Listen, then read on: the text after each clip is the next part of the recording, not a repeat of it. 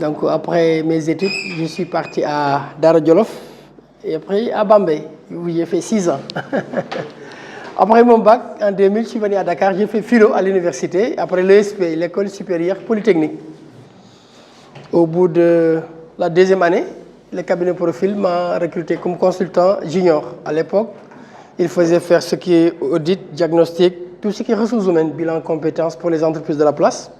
Cabinet Profil à l'époque faisait partie des meilleurs cabinets de la place. Il n'y en avait pas énormément. C'était les CMC de Bamboyoum, Eco-Afrique et j'en passe.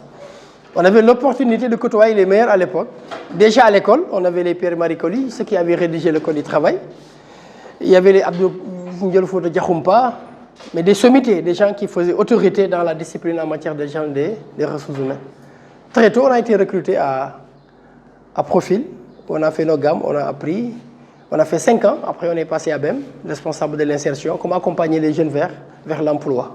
Et ces deux outils étaient importants, la lettre et le CV. Mais c'est important, nécessaire, mais pas suffisant.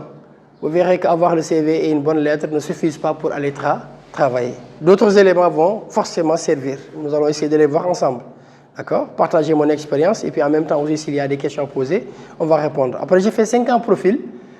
Après 5 ans, si vous êtes très bien coaché, tu as envie de découvrir autre chose. Parce que sinon, après, ça peut être une répétition facilement. Je ne vous apprends rien. Ressources humaines, quand les outils sont en place, ça peut facilement tomber vers la redondance. Si tu n'es pas trop ambitieux, tu te fies au salaire et tu ne bouges pas.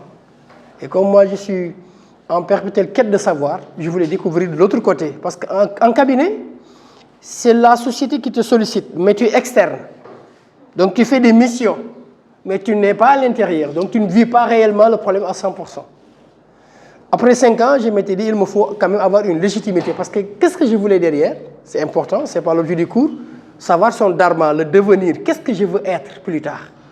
C'est maintenant qu'il faudra le préparer. Moi, je voulais aller faire ce que je suis en train de faire, être consultant.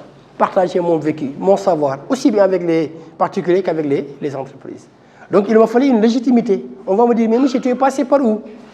Est-ce que tu as été un directeur des ressources humaines? C'était très important, ces détails-là. Donc, il m'a fallu aller faire mes gammes. Donc, j'ai fait le cabinet. Et lors d'une de mes missions à Profil, au niveau du PTB, et là, je vous donne aussi un outil important, le réseau. Ne le négligez jamais. La preuve, pourquoi je suis là? Parce que je connais Hassan. Et je reviendrai pourquoi je suis, en fait, je suis dans la seconde phase de ma carrière. Avant, c'était en entreprise. Il fallait aller étudier d'abord, c'est très bien. Faire ce que je voulais, la philo. Parce que moi, la question de l'être m'a toujours intéressé. Pourquoi nous sommes là? Quelle est notre mission sur cette terre?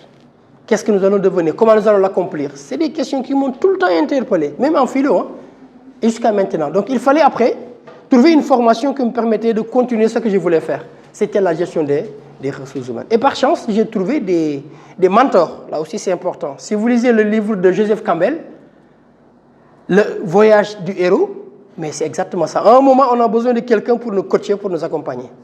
J'ai plus de 15 ans d'expérience, mais jusqu'à maintenant, j'ai des coachs. Il y a des décisions, je ne les prends jamais sans avoir consulté quelqu'un. Ce n'est pas possible. Donc, jusqu'à maintenant, ça me sert. C'est des gens qui ont beaucoup d'expérience de par leur vécu. Après, maintenant, la mission, j'ai été recommandé par un ami au DAF du PTB. Le réseau, il est très important. Ne le négligez jamais. Et le réseau, c'est qui? C'est moi, l'entourage le plus immédiat, les professeurs, les collègues, même le chauffeur du DG qui habite votre quartier, qui est votre ami, il fait partie de votre réseau. Le coiffeur, le boutiquier, le gars du pressing, tout le monde fait partie de votre réseau. Et ne les négligez pas. Ils peuvent vous être très utiles dans la vie. Et moi, ça me sert jusqu'à maintenant. Avoir des collègues avec qui on a d'excellentes relations, avec qui vous avez laissé un excellent souvenir, c'est des gens demain qui vont vous recommander. Ils vont faire votre propre promotion sans que vous leur demandez ça. Parce qu'ils ont gardé un excellent souvenir de vous. Ils ont accès à des zones où vous, peut-être, vous n'avez pas accès. C'est à ce niveau-là que ça se passe. Un jour, j'étais en train de prendre un déjeuner au niveau de la SICAP chez ma sœur. Il m'a dit, écoute, PTB est en train de trouver un auditeur pour un diagnostic RH. J'ai dit, bon, ça m'intéresserait, pourquoi pas. Je l'avais fait en 2007 avec Metal Afrique au niveau de Profil. Et l'histoire s'est répétée. Après la mission qui a duré 3 mois, j'ai présenté un rapport. C'est pour juste détecter les anomalies. On fait audit de confort, conformité. Est-ce qu'il y a les process? On regarde. Si le processus existe et conforme à ce qui devrait se faire ou pas. D'accord? Après, on décèle les dysfonctionnements, les maladies, comme on dit. Après, il faudra corriger, apporter des anomalies pour dire est-ce que tu as un organigramme? Non, il faut qu'on le fasse. Est-ce que les hommes sont au bon endroit? Ce qu'on appelle adéquation en poste. le profil. Très bien. Après, on fait la réduction des écarts. Après 3 mois, ils m'ont dit, le conseil d'administration nous demande de prendre un directeur des ressources humaines. Est-ce que ça te conviendrait de venir? C'était un dilemme. Le choix va intervenir au courant de votre parcours. Il va faire un très bon choix. Sinon, vous risquez de le regretter. Et pour ça, vous avez besoin parfois d'être coaché. Je venais de mettre en place un cabinet avec le DG de cette école. On a travaillé ensemble, M. Sek Ousmane. C'était vers 2012-2013.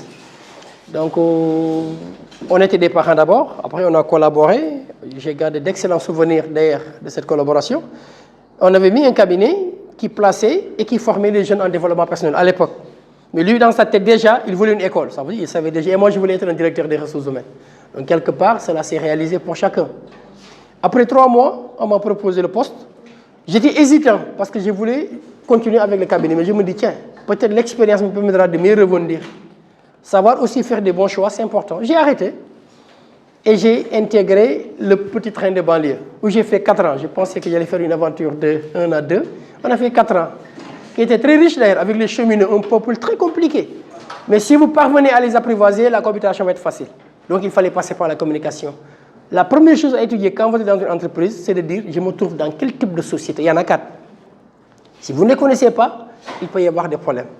Il y a une société clanique, quand le niveau est un peu faible. C'est-à-dire qu'ils vont prendre des gens par reconnaissance. Ton papa était là, son papa part à la retraite ou bien il décède, on appelle le fils. Le fils n'a pas forcément les compétences du vieux, mais par reconnaissance, on peut prendre son fils. Souvent, vous retrouvez ce cas. C'est souvent des sociétés parapubliques ou bien carrément de l'État. Le secteur privé, c'est très difficile. C'est une société clanique. Une société clanique, en général, le niveau n'est pas très élevé, mais il y a un sentiment d'appartenance très élevé, très fort. Parce que pourquoi? C'est des parents, des amis, des gens du quartier, du village. Il arrive souvent de voir dans une même société, dans un même atelier, le papa, la maman, voire même parfois le fils. Parce que, exactement. Alors, ces gens-là, si vous y êtes, et que vous ne parlez fort d'aller vers eux pour briser cette glace et se faire accepter, la collaboration va être très, très, très difficile. Donc, le métier RH n'est pas seulement les compétences qu'il vous faut. Il vous faut autre chose après. L'empathie, la considération, surtout le sens de l'écoute, la disponibilité. Moi, je pratiquais la politique de la porte ouverte. Quand quelqu'un a besoin de moi, n'a pas besoin de rendez-vous, il vient me voir directement. Parce que s'il vient, c'est parce qu'il a un problème. Et c'est à moi d'apporter des solutions par rapport à son problème. Donc, on l'écoutait. Après, il fallait voir maintenant les cheminots. Discuter avec eux sans préjugés. Parce qu'on disait, oui, c'est un peuple de refus compliqué. Bon, j'ai mis ça de côté. Donc, pour expliquer, écoute, je suis là, ma seule raison, c'est de voir comment je peux vous aider. Alors, si vous lisez aussi ce livre, pourquoi je vous amène ce livre? Être ressources RH aussi ne veut pas dire apprendre que ressources humaines. Vous n'allez pas, c'est bon, mais ce n'est pas assez. Il faut aller au-delà, essayer de comprendre les gens, prendre de la hauteur, accepter tout simplement qu'il y ait des conflits et ne pas rester sur sa position antérieure, ne rien garder sur soi-même. C'est-à-dire ne pas faire de suppositions, ne pas tout simplement avoir une parole qui peut parfois blesser, mais accepter le dépassement, écouter l'autre, accepter la différence et être tolérant. Après 4 ans, ça a été très bien. Ils ont demandé mon départ, figurez-vous, à la première réunion avec le DG. Ce qu'ils ont demandé, c'est de dire, au lieu d'aller prendre quelqu'un de l'extérieur, il faut nous prendre quelqu'un d'interne. Ça peut se comprendre, mais sauf que le monsieur-là, il n'avait pas ces compétences-là à l'époque. Mais je leur ai dit, donnez-moi le bénéfice du doute. Vous ne savez pas si je suis capable ou pas, laissez-moi 6 mois pour voir. Après, j'ai commencé à mettre mon plan, la stratégie, la formation, les accompagnements et consorts. Donc, c'est à ce niveau-là qu'il fallait faire la pénétration. Après, on a collaboré, on a travaillé pendant 4 ans, ça s'est passé très bien. Et l'opportunité de partir saine est venue, ça ne se refusait pas. C'était quelque chose qui était venu sans que je demande. Et ils m'ont nommé directeur capital humain. Ils demandaient de plus. Je me dis, une multinationale, je n'ai jamais été là-bas. Je n'ai jamais eu d'expérience. On était en 4 en compétition. C'est le cabinet Top Inter au niveau des Almadies qui m'avait sollicité à l'époque. Là aussi, le réseau. Ma soeur était au courant, il m'a informé, qui a même envoyé mon CV. J'ai été contacté, je suis parti, j'étais sélectionné, j'étais premier. Et puis j'ai commencé une expérience avec M. Omaïs. 3000 personnes à l'époque ont géré. Après, on a pris 1000 personnes journaliers, parce que là, on prend 1500 journaliers par mois. Ma salariale, 600 et quelques millions qu'on payait par mois. 60 millions qu'on paye par journalier, c'est ce qu'on paye par mois. Donc il y a plus de 8 sites à Dakar. Ambao, ceux qui font là-bas le sel, mayonnaise et margarine. Il y avait ceux qui font le chocolat au niveau de SAI, il y avait ceux qui faisaient aussi le kangou là, juste au niveau de SO à bois. C'est là sous notre plus grand hangar. Et au niveau de Colgate, Il y avait 3, il y avait Rosegate, il y avait Sempa et surtout Dolly. Donc on faisait pour le Nigeria, pour l'essentiel des pays africains. Donc on gérait. Maintenant, comment gérer? Il va falloir forcément être dans ce qu'on appelle la délégation, essayer de tirer les gens vers le haut et les former. C'est fondamental. Donc vous, en entreprise, qu'est-ce qu'on attendra de vous? Pas seulement que vous venez avec le diplôme et croiser les bras. Il faut le sens de l'initiative. Ah oui, c'est important. Être force de proposition et arrêter de demander comme un mendiant qui commande un emploi. Commencez à proposer. Qu'est-ce que vous pouvez apporter à l'entreprise? L'entreprise n'est pas une œuvre caritative. Hein? Ils ne vous prennent pas parce que tu es gentil, parce que tu es orphelin. Loin de là. Ils vous prennent parce que simplement, tu peux apporter un plus par rapport à sa société. Et ce plus-là, les compétences certes, mais il y a le comportement aussi. On n'attendra pas de vous, à votre niveau, que vous soyez excellent. Mais il faut un potentiel et une attitude qu'on va apprécier. Est-ce que vous allez venir vers moi pour l'info? Est-ce que si je vous donne un document à faire, tu vas me rendre les livrables à temps et correctement? Est-ce que si je vous demande de faire un travail, je suis obligé de corriger ce que tu me demandes de faire? Est-ce que tu es assez curieux pour poser des questions? Est-ce que tu es assez polyvalent? Est-ce que si on te donne ce que tu ne peux pas, tu refuses? Tout ça, on va apprécier. On va noter ça. C'est des critères. Est-ce que tu es matinal? Tu arrives en retard? Tu demandes trop d'absence? Tout ça, c'est des choses que les gens vont observer et vont regarder. Et ça peut peser sur la balance plus tard. Donc ça veut dire aussi, lorsque vous voulez travailler, le diplôme, il est bon, mais aussi comment vous allez vous comporter une fois en entreprise durant le stage. Les gens vont observer. Et moi, j'apprécie bien les étudiants qui viennent très dégourdis, qui posent des questions curieux. Et c'est là où tu sauras ceux qui ont du cran, qui n'ont pas peur. Ils disent, oui, c'est le directeur. Après tout, nous sommes des personnes. Hein? On n'est pas des dieux, on n'est rien du tout. On est des humains, mortels. Mais on va voir celui qui a du cran. Est-ce qu'il osera frapper à la porte du directeur? Parfois, certains de mes collègues aiment faire le malin. Oui, c'est qui là? Qu'est-ce que tu veux? C'est juste pour Napoléon. Monsieur, vous allez bien? Il faut être tout là correct. Oui, monsieur, vous allez bien, ça va? Je voulais juste voir quand est-ce que je pourrais vous voir. La manière, elle est importante. Et ceci va vous poursuivre quand vous allez vers des rencontres, vers des dîners. Ce qu'on appelle des after-work. Il y a des sommités qui vont venir, des directeurs, des gens qui n'ont pas de temps, qui ne font pas le malin, mais ils n'ont pas le temps. Comment les approcher? Comment leur dire que vous êtes intéressé? C'est ça aussi, il faut l'apprendre. Savoir saisir la bonne opportunité, elle ne se présentera pas tout le temps. Ça, c'est moi qui vous dis ça. Là aussi, ça demande du courage, la correction, la disponibilité, le sérieux, savoir dire ce qu'on veut et aller à l'essentiel. C'est important.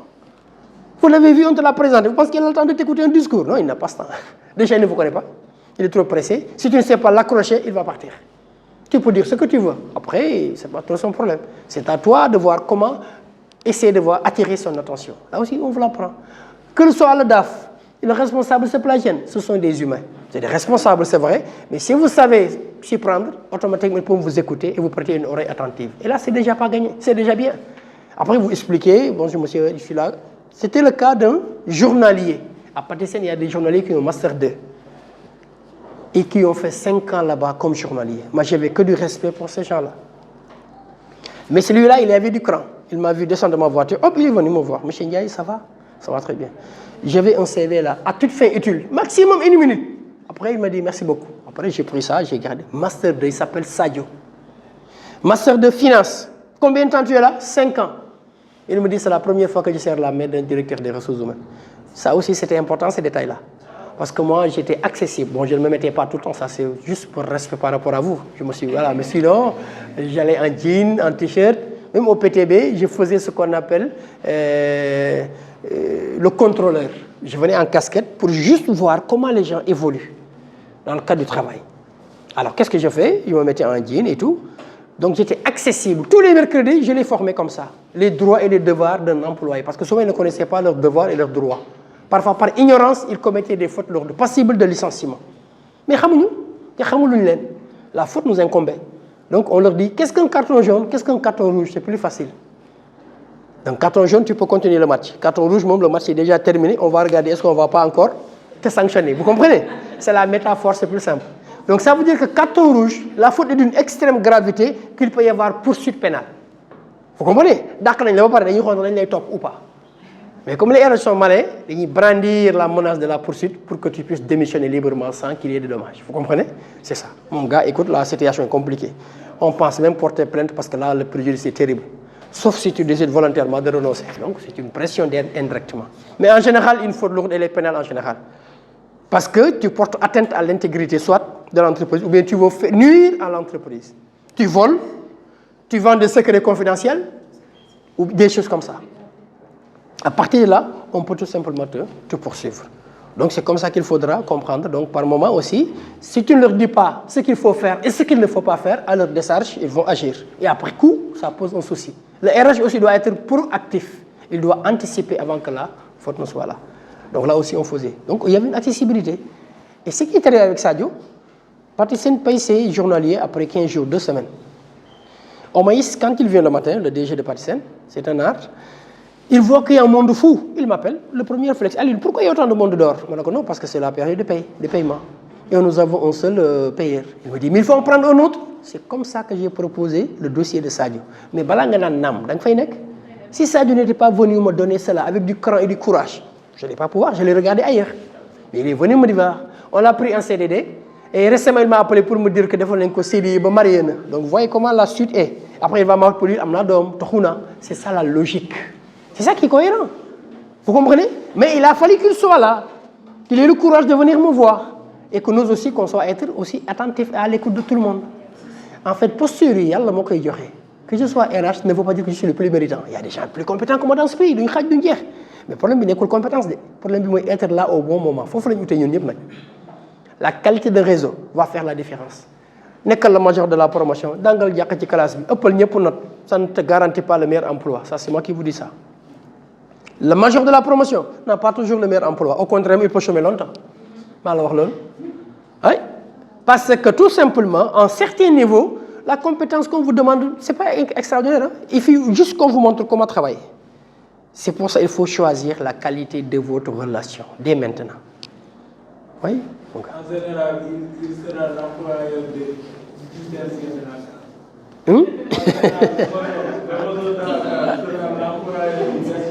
C'est possible, mon gars.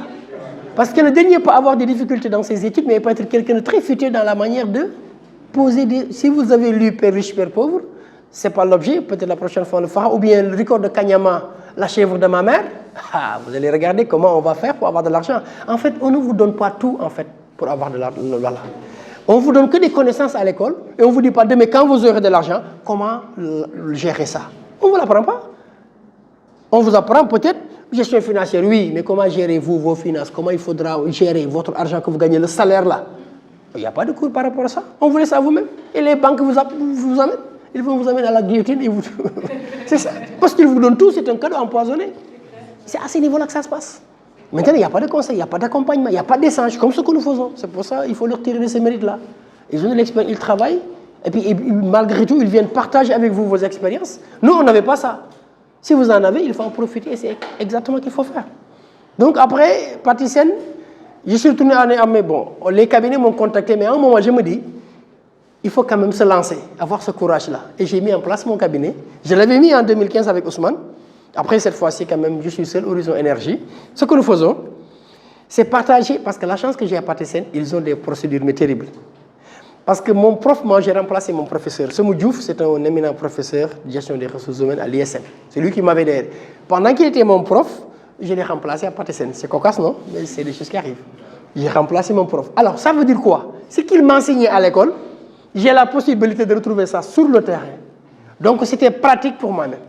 Et lui, il venait où? Nestlé Colgate. Ça veut dire qu'il y avait des process mais terribles. Ils sont très bien. Quoi qu'on dise, si vous voyez quelqu'un de Nestlé, quelqu'un de Colgate, non, c'est du balèze, hein? Non, il y en a, un RH de Nestlé, c'est différent des autres. Parce qu'elle a la chance d'avoir à l'international les meilleurs process. C'est ça la différence. La preuve, moi j'ai fait 4 ans à Patisen, au PTB. Quand je suis parti à Patisen, c'est la première fois que je voyais certaines procédures. Hein. Ça veut dire quoi? Il y avait un choix. À Patisen, on te paye un très bon salaire. Juste pour vous expliquer, dans la vie, si vous regardez que l'argent, vous n'allez jamais progresser. Et cela peut vous arriver. On vous donne un bon salaire, on vous donne un véhicule, on vous donne le logement, on vous donne le téléphone. Ça, c'est le minimum des choses que vous pouvez toucher, sans compter les autres avantages. Ça veut dire quoi? Si tu ne regardes que là, tu peux dire, bon, écoute, fille, mom, là, il faut une retraite. Comme là, il s'emballe, fille, mom, là, il retraite. C'est un danger. Il faut élever et aiguiser vos esprits. Ça, c'est un conseil que je vous donne. Il m'a dit, j'ai double mention, c'est bien. Quand je vois quelqu'un comme ça, c'est de la volonté. Élevez, aiguisez vos esprits. Allez-y, renforcez vos capacités. Cela va vous donner beaucoup plus d'autonomie. Et surtout de responsabilité, et l'argent va venir avec. Parce que vous êtes cadre, de facto, il y a des avantages qui viennent naturellement. Et c'est important. Vous savez, vous connaissez Messi, Lionel Messi. Messi, qu'il y ait un changement d'entraîneur ou pas, c'est pas son problème. Pourquoi? il est bon parce qu'il joue, il va jouer. Regardez, il y a un nombre d'entraîneurs qui passent. À chaque fois, il joue. Pourquoi? Parce qu'il est bon. Vous aussi, la première chose à faire, c'est d'être bien dans votre domaine. Ah, ça, c'est important. Être un champion administratif si vous êtes RH ou bien vous êtes comptable.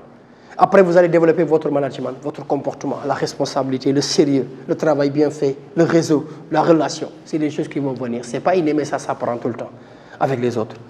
Après, maintenant, tu vas construire maintenant ton projet. Qu'est-ce qu'il me faut? Il me faut bâtir quand même des compétences. Il me faut bâtir un réseau.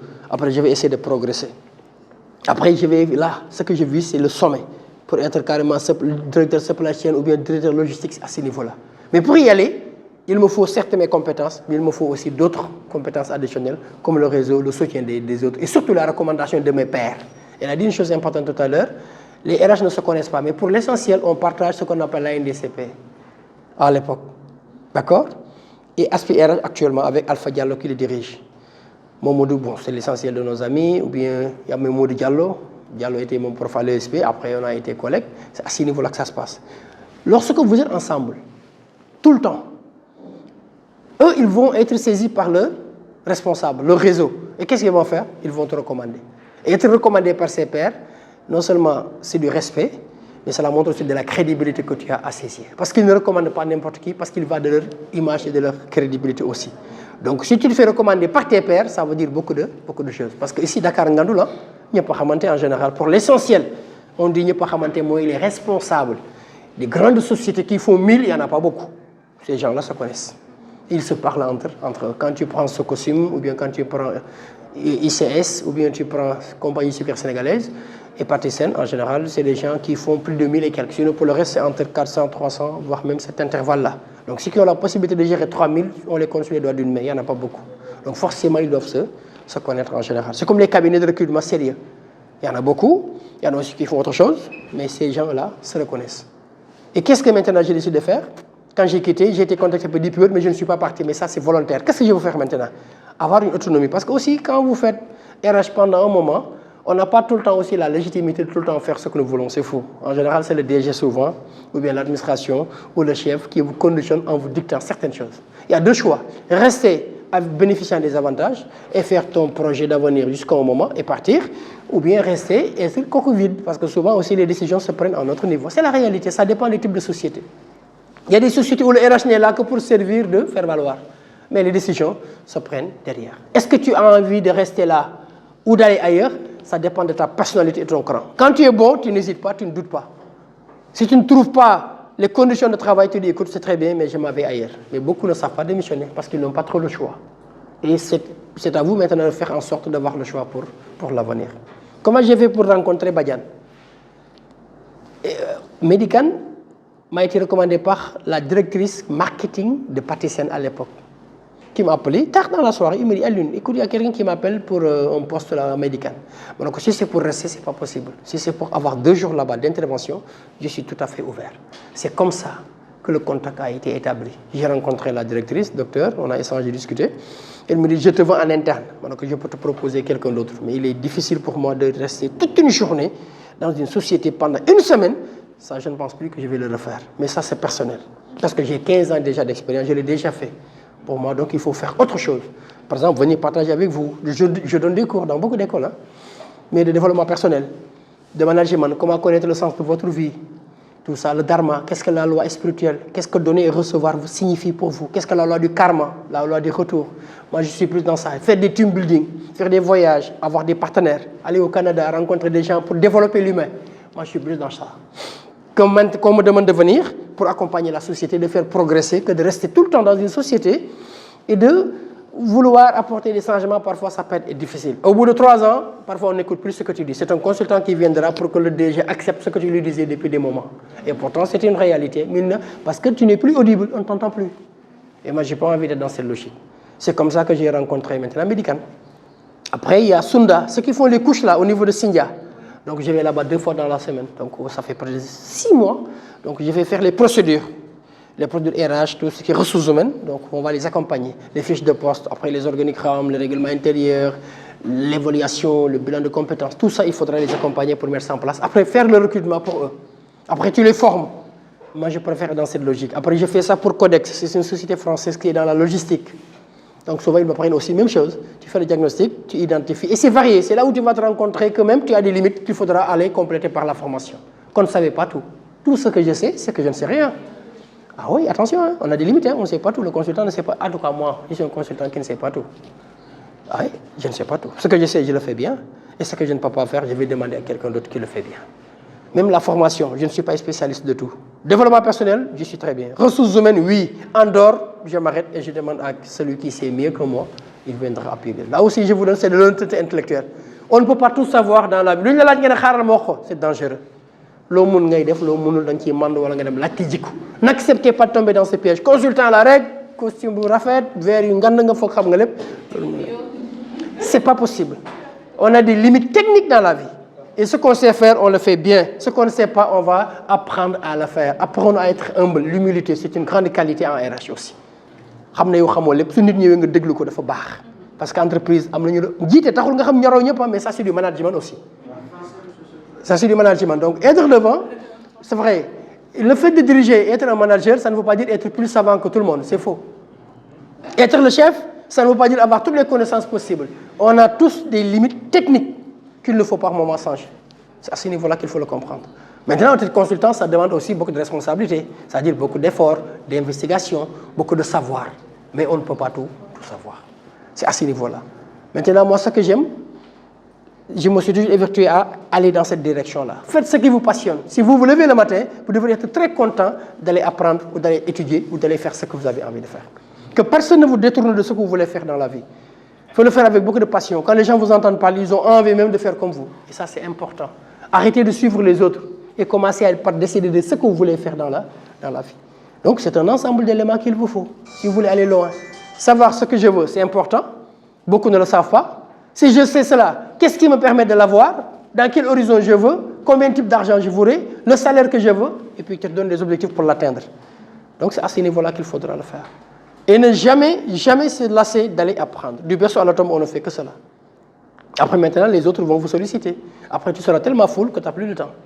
Les autres vont venir te dire, écoutez, monsieur Ndiaye, j'aimerais un coaching. Parce que moi, j'ai des difficultés pour parler avec mes responsables. Parfois, c'est le cas. Parfois, les relations sont tendues entre collègues. Très compliquées. Parce que aussi, nous sommes des humains. Il y en a des directeurs qui viennent avec leur méthode. Parce que aussi, c'est des humains. Hein. C'est des responsables, mais ils ont des lacunes. Mais s'ils ne reconnaissent pas leur erreur, il sera difficile de leur dire, écoutez mon gars, il va falloir se former. Pour un manager, c'est terminé. Tu es manager, tu sais tout. C'est faux. Hein? Ils ont besoin d'être formés. Et la dame m'a dit, il m'est difficile d'accepter une autorité, qu'on me donne des ordres. C'est grave. L'insubordination, c'est une faute terrible en entreprise, passible de licenciement. Et toi, tu ne veux pas qu'on te donne des ordres alors qu'il y a un chef. Mais après, on a fait ce qu'on appelle MBTI. Vous l'avez déjà fait? C'est un outil très puissant. Les RH doivent forcément l'avoir. Aujourd'hui, vous allez voir le médecin. Le médecin vous dit, qu'est-ce qui vous fait mal, madame? Vous dites, j'ai mal au ventre, à la poitrine. Il ne peut pas déterminer tout de suite votre maladie sans avoir fait ce qu'on appelle le diagnostic. Ce n'est pas possible. Et le MBTI permet de faire un diagnostic chez vous pour voir votre personnalité. Est-ce que vous êtes une personne extravertie? Est-ce que vous êtes une personne introvertie? Est-ce que vous êtes une personne qui prend des décisions avec la tête ou avec le cœur? Tout ça, c'est des choses qu'il faudra voir. Mais ça, c'est le MBTI qui donne ça. C'est un outil très puissant, très intéressant. Exemple que je vous donne. Lorsque vous voulez une assistante de direction qui va faire l'accueil, l'orientation et le conseil, vous prenez quel type de personne en général? Accueillant, ça veut dire comment? Ouvert, extravert, ça veut dire quelqu'un de très ouvert, qui communique facilement, sociable. Et si vous voulez quelqu'un qui se concentre, qui parle peu, qui n'est pas bavard, un comptable supposons, qui a le sens de l'observation, qui ne fait qu'analyser, vous prenez qui? Voilà. Donc vous voyez que vous ne faites pas n'importe quoi. En fonction de ce que vous voulez, vous allez choisir le type. Mais si vous êtes un consultant RH ou bien vous êtes un manager, vous voulez mettre une équipe et tu ignores ce b.a.-ba essentiel pour la construction d'une équipe. Mais tu vas mettre des gens qu'il ne fallait pas mettre ensemble. Les forces de même nature, ça se repousse. Les forces de sens opposés s'attirent. Ça, c'est de la physique. Donc, qu'est-ce qu'il faut mettre? Des gens qui doivent aller ensemble pour former une très bonne équipe. Mais ça suppose quoi? Une connaissance a priori. C'est ça qu'il nous faut. Mais on n'a pas souvent ces outils. Les nuits deviner, on fait du à peu près, on fait du tiamlangal et ce n'est jamais bien. C'est ça. Il faut être sûr de ce qu'on dit ou bien de laisser de côté. Maintenant, si on a cet outil-là, cela va nous permettre d'avoir la constitution des équipes. Donc, connaître qui on est réellement. Parce que souvent, on le dit. Moi, je me connais très bien comme ça en bopp là. Parfois, ce n'est pas évident de se connaître. On pense se connaître, on croit se connaître. Mais croire se connaître n'est pas réellement se connaître. Donc, c'est le MBTI qui nous permet de savoir qui nous sommes réellement. Donc, tout ça, ce sont des éléments aussi qui vont permettre demain de connaître qu'est-ce que vous voulez pour y aller. Donc, quand je sais qui je suis, là où je vais y aller, ce qu'on appelle le dharma, je vais voir les éléments qui vont m'accompagner. La compétence et le réseau vont venir. Après, maintenant, qu'est-ce qui va rester? Maintenant, faire ses preuves. Mais on ne peut pas théoriser si on n'a pas une bonne pratique. C'est exactement qu'il faudra le faire. Et maintenant, qu'est-ce qu'il faut? Après, maintenant, la dame me dit, j'ai un souci, parce que quand on me pose une question, j'ai du mal à répondre de manière posée. Alors, il faut comprendre pourquoi. Il y a des lectures. Pourquoi je vous renvoie à ces livres-là? Parce que souvent, ils donnent des débuts de solutions. Il y a un livre de Lise Bourbeau, Les 5 blessures pour découvrir qui nous sommes réellement. Il y a le rejet et l'humiliation qui occupent une place importante. Quand on est échangé, Lise Bourbeau, après je vous donnerai la bibliographie. Lise Bourbeau, Les 5 blessures de ce qui nous empêche d'être ce que nous sommes. En fait, c'est un ensemble d'éléments, je donne comme ça. Avec Hassan, s'il accepte, on peut prendre par exemple une matinée, on dit aujourd'hui on ne fait qu'MBTI. Vous comprenez ce que je veux dire? C'est un océan. Il n'y a pas une course de vitesse, hein. On ne pourra pas tout faire, c'est clair. Mais on peut dire aujourd'hui, on fait le MBTI. On va vous révéler qui vous êtes réellement, ou bien qui vous prétendez être. Après, la prochaine fois, on va vous aider pour voir quel est votre dharma, qui vous êtes, qui vous prétendez être. Après, on va voir Viktor Frankl. Lui, il sait très bien cela. C'était un rescapé des camps de concentration. Il nous a montré lui comment il a fait pour trouver son pourquoi. On doit tous trouver notre pourquoi ici. Donc, c'est comme ça. Ça, c'est des rencontres pour échanger, c'est vrai, parler de manière générale, mais on peut aller en profondeur dans certaines choses. Et dans des détails, parce que pour chaque discipline, ça peut nous prendre facilement 4 heures. Et pour ne pas trop vous faire patienter davantage, c'est pour ça que je vous dis, je l'évoque comme ça, mais au besoin, je sais que je suis trop pris, mais dans la vie, on a tout le temps 5 minutes pour ses frères. C'est important dans la vie. On peut être trop pris, mais avec Hassan, on peut trouver des créneaux. Ce matin, j'étais en engagement. J'avais un engagement ce matin qui me prenait toute la journée, mais j'ai dû écourter pour venir vous parler. Et je ne peux pas rentrer sans le faire par courtoisie, par respect. Mais dans d'autres circonstances, on peut trouver une matinée où nous allons prendre un thème que nous allons développer en profondeur. D'accord? Et je vous donne des bibliographies, vous lisez, après on le fera avec Hassan s'il le souhaite. D'accord? Donc voilà en général, moi, ce que j'ai fait, pour vous laisser poser des questions si vous en avez, pour vous montrer qu'il y a possible d'arriver à son but. En tout cas, moi, ce que je suis en train de faire, c'est ce que j'ai toujours voulu faire. Mais je me suis donné les moyens pour le faire. Pourquoi je vous ai parlé de Bambey et consorts? On peut réussir dans la vie en étant ici au Sénégal, Djodofi, Maguefi. Parce que ce que je suis devenu là, même si j'étais parti à Harvard, je ne peux pas être plus que directeur des ressources humaines. Ce n'est pas possible. Au sommet, il y a le directeur général. Et si tu n'es pas son fils, il est rare d'avoir le poste là. C'est très compliqué. Donc il faut aller être là. Donc je le comprenais. Je savais que, voilà ce que je voulais, c'était un directeur capital humain. Oui? Voilà. Donc c'est à ce niveau-là. Donc je me suis donné les moyens pour y aller. Je voulais être philosophe, je suis devenu philosophe. Je voulais passer par un cabinet, j'ai fait 5 ans. Je voulais une multinationale, je l'ai obtenu. Et là, je donne des accompagnements. Je partage mon expérience avec les autres. Maintenant, ce que je veux, c'est aller maintenant vers l'étranger, avoir de l'expérience dans le team building, parce que les entreprises sont malades. Les gens sont gérés d'une manière, si on ne fait pas attention, mais cela va conduire au suicide beaucoup de gens. Parce qu'il y a trop de personnel dans notre manière de gérer. Règlement de compte de Fiop, tu verras de quel bas je me chauffe, tu ne sais pas qui je suis, c'est très compliqué. Diaye affaire, diaye mana, diaye daraja, c'est très compliqué. Si on ne fait pas très attention, les gens ne vont pas faire carrière. Il y a trop de règlements de compte, trop de partis pris au détriment des compétences et ce n'est pas normal. Et je veux être autonome, pouvoir le dire partout où je suis, sans crainte. Mais pour ça, il va falloir aller assurer ses arrières. Et être autonome financièrement, gérer ses affaires, avoir d'autres rentrées d'argent qui n'ont rien à voir avec ce que tu es en train de faire comme consultance. Vous comprenez? Là aussi, c'est important. Quand on veut pouvoir dire ce que nous voulons, il va falloir aussi pouvoir être capable d'assurer ce qu'on appelle l'autosuffisance financière. Sinon, les gens vont faire tout pour vous contraindre. Donc, moi, je voudrais apporter des solutions à l'entreprise, leur parler. Quand je suis venu au niveau des médicaments, c'est comme ça. J'écoute tout le monde. Ce qu'on me dit, mais je ne tiens pas compte. Ce que tu me montreras, je vais en tenir compte. Et puis maintenant, faire ce qu'on appelle la pensée positive. Aller prendre au niveau de chacun ce qui est positif et en faire ce qu'on appelle l'intelligence collective. Si vous lisez le livre de Napoléon Hill, Réfléchir pour devenir riche, c'est au niveau du 10e chapitre. Très fort. L'intelligence collective veut dire quoi? On va prendre le sport, le football. Pour avoir une très bonne équipe, ce n'est pas forcément des individualités. Vous comprenez? On peut avoir la preuve. Manchester City a une très belle équipe en termes d'individualité et pourtant ils n'ont pas encore gagné la Ligue des Champions. Ça veut dire quoi? Pour gagner, il nous faut quoi? Conjuguer l'effort de tout un chacun. La solidarité, ce qu'on appelle le management d'équipe. le dépassement de fonction. Exemple, lors de la Coupe d'Afrique, quel est le latéral qui avait centré pour obtenir le penalty pour le Sénégal? Très bien. Qu'est-ce qu'il est? Latéral. Bon, actuellement, ça c'est... Donc c'était un latéral. Un latéral, sa fonction première, c'est quoi? Et pourtant, il est parti centré. Pourquoi? Parce que quelqu'un l'avait secondé pour prendre sa place. C'est une forme de solidarité. Vous comprenez ce que je veux dire? Tout le monde ne peut pas tout faire. Si je suis une entreprise, j'ai besoin d'un comptable. J'ai besoin de vous en tant que spécialiste de la logistique. J'ai besoin d'un marketeur. J'ai besoin d'un gestionnaire des ressources humaines. J'ai besoin. Ça veut dire quoi? D'autres compétences qui vont venir. Les mettre ensemble, en tirer une quintessence et les faire travailler ensemble. Mais pour que cela se passe, il y a 3 étapes. La première, c'est ce qu'on appelle la dépendance. Il faut quitter cette phase-là. Vous êtes à l'école, on vous donne des enseignements, vous n'êtes pas autonome. Donc vous êtes très dépendant. Vous ne savez pas tout. Mais vous allez quitter cette dépendance pour aller vers où? Oui, l'indépendance, l'autonomie. Être autonome, ça veut dire que tu sais faire, tu as été enseigné, initié, tu es capable. Maintenant, il faut quitter cette indépendance pour aller où? Pour voir qui va trouver. Il y a la dépendance, on la quitte pour aller vers l'indépendance, c'est très bien. On quitte l'indépendance pour aller vers où? On quitte l'indépendance pour aller vers l'interdépendance, ce qu'on appelle l'intelligence collective. Donc c'est des étapes, c'est des phases. Maintenant, pour aller vers l'intelligence collective, l'interdépendance, il faut être indépendant. Et pour être indépendant, il faut être bon. C'est des préalables. Donc personne ne peut quitter pour aller intégrer l'interdépendance s'il n'est pas indépendant. C'est pas possible. Sauf que tout le monde se tune après. On montre tes limites rapidement. Donc là, ça, c'est les 7 habitudes de Stephen Covey. Si vous lisez son livre aussi, un excellent livre. Maintenant, la lecture aussi, je vous conseille de le faire. Ah oui, il le faut. Hein. Il faut lire et beaucoup lire.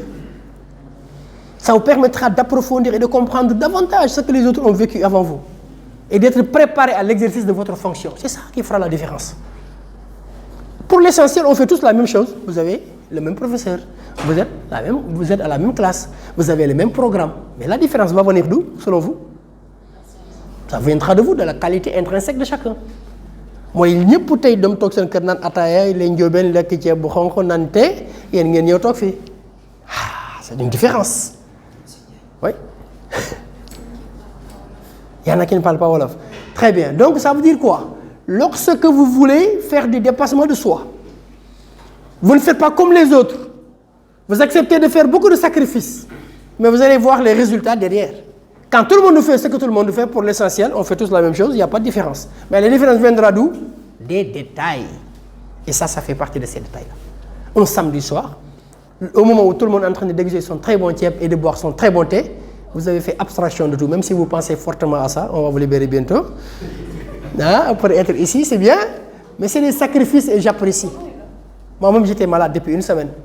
Mais Hassan a tellement insisté que je me dis, même ma sœur a perdu son mari à Gambie.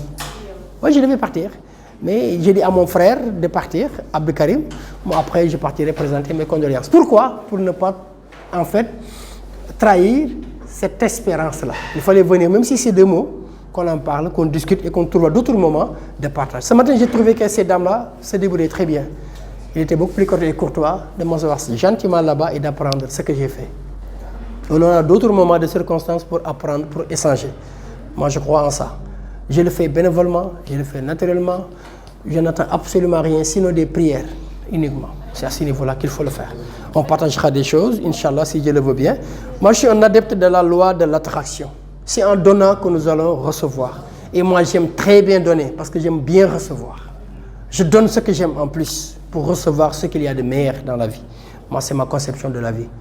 Et je voulais aussi, après, bon, c'est vrai qu'il y avait tellement de choses que je vais préparer, mais on va faire que différer. On recule pour mieux sauter. Voilà, je voulais vous montrer une vidéo par rapport à ça et au devenir, mais on ne va pas trop tirer en longueur. Il y aura d'autres moments de partage, Inch'Allah Rabbi. Ce matin, il fallait aller dans cette direction-là, des CV, c'est une étape. Après, le réseau, il est important. Comment bâtir son réseau? C'est à des niveaux. L'importance du réseau, aller vers les optowork, les salons, les rencontres, tout ça c'est important. Prendre leur contact et souvent faire son CV comme ils l'ont dit et envoyer. Et surtout savoir préparer un entretien. Tout ça c'est des choses qu'il faut. Comment s'habiller, la manière de s'asseoir, les questions qu'on pose, les questions pièges, la négociation salariale.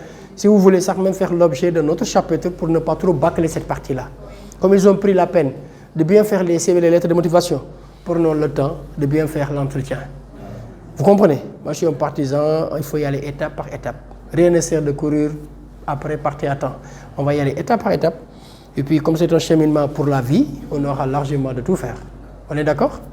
Voilà ce qu'Assane, je voulais dire, par quand même. Vous ne pouvez pas ne pas le faire.